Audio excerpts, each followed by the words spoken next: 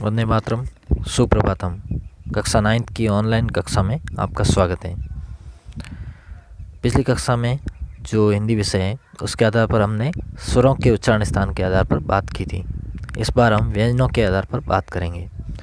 इसमें आपके 4 मुख्य बिंदु हैं। पहला है आपके घोष और अघोष के आधार पर, दूसरा है अल्पप्राण महाप्राण, तीसरा है प्रयत्न के आधार पर, चौथा है उच्चारण स्थान के आधार पर। तो अब पहला है घोष और अघोष। तो घोष वर्ण होते हैं जो वो आपके 20 हैं और अघोष है वो 13 है।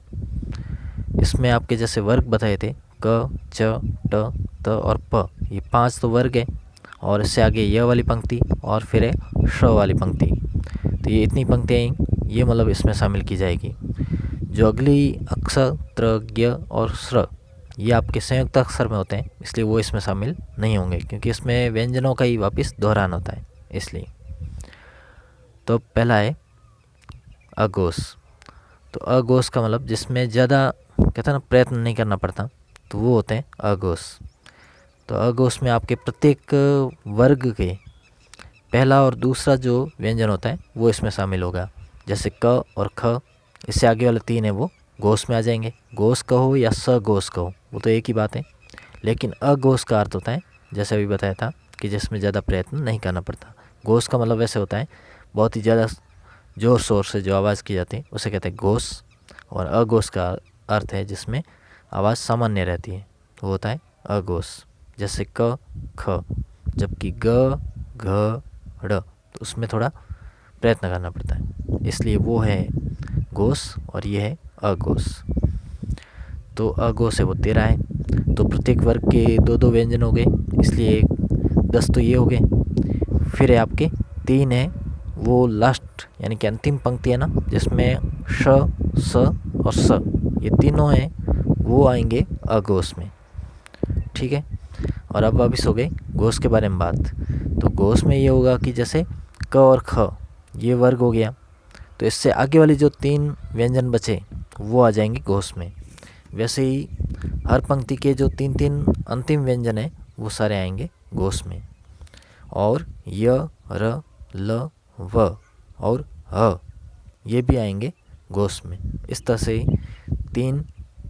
5 पंक्तियों से 3-3 तो 15 वो हो गए, और य, र, ल और व ये हो गए 4 यानी कि 19, और एक हो गया ह।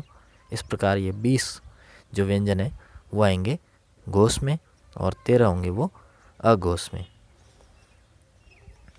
अब है आपके संयुक्त अक्षर के बारे में। संयुक्त अक्षर का अर्थ जैसे बताया था अक्षर। अक्षर का मतलब इसमें क्या क्या जुड़ा हुआ है, क और स। स कौन सा, मूर्धन्य यानी कि श स, जिसे हम स षटकोण कहते हैं वो इसमें आएगा।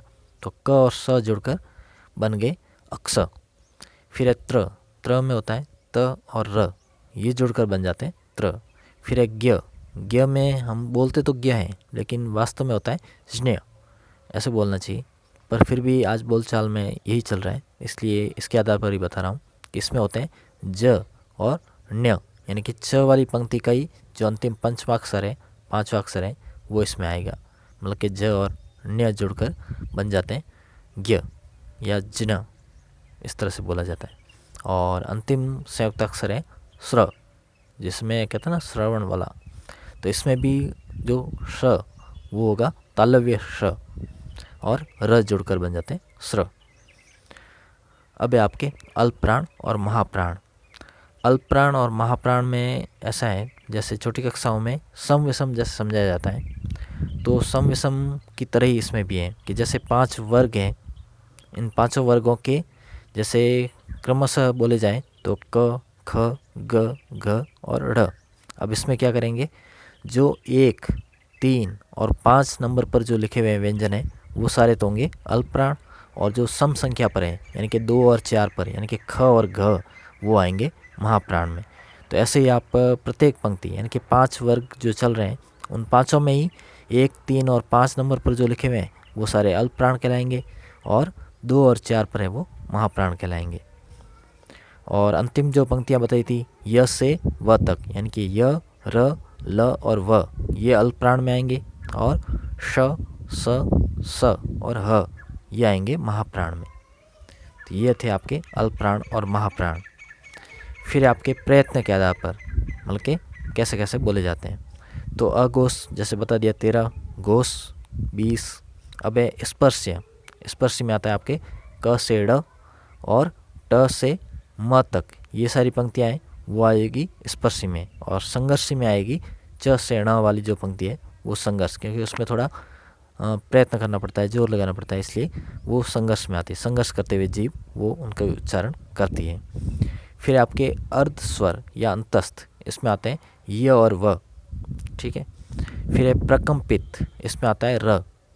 लुंठित में आता है ल। अब है उस्मित या संघर्षी, इसमें आते हैं उस्मित यानी कि जिसमें उष्मा उत्पन्न होती है बोलने से, जैसे वो स वाली पंक्ति है कि श स स और ह, ये आएंगे उस्मित या संघर्षी व्यंजन। ऐसे ही आपको और बता देता हूँ, एक शब्द होता है वर्ष्य। वर्ष्य यानी कि दांत से थोड़ा सा ऊपर की, दांत और मसूड़ों के बीच की जगह जहाँ पर रखकर जीभ से उच्चारण किया जाता है उसे कहते हैं वर्ष्य, इसका अर्थ होता है मसूड़े। फिर है दंत्य यानी कि दांत से, जैसे स सड़क, ये दांत पर स्पर्श करके बोला जाता है इसलिए इसे दंत्य कहते हैं।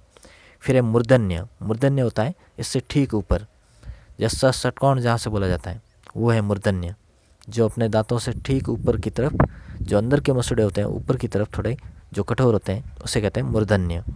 जो हमने कविताएं वगैरह हम पढ़ते हैं या सुनते हैं उसमें जो ओज वर्ण यानी कि वीरतापूर्ण जो कविताएं होती हैं उन सब का उच्चारण मूर्धन्य की जगह पर ज़्यादा होता है। यानी कि इसमें ट है, ठ है, फ है, मतलब इस तरह से जो जीभ का कहते हैं ना बहुत ही ज़्यादा संघर्ष करना पड़ता है या ठोकर लगकर जो उच्चारण उच्चरित होते हैं वो इसमें आते हैं।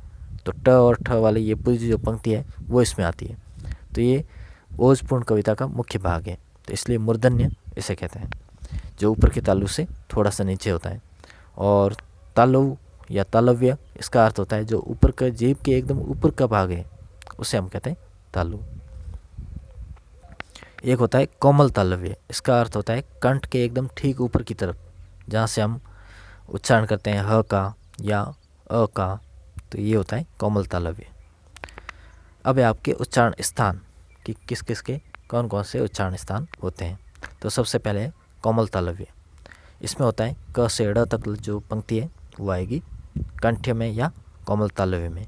फिर है तालु वर्ष से, यानी कि तालु भी और वर्ष से यानी कि सामने की तरफ जो दांत से ऊपर की भी जगह है वहाँ पर स्पर्श करके जो बोली जाती है उसे कहते हैं तालु वर्ष से।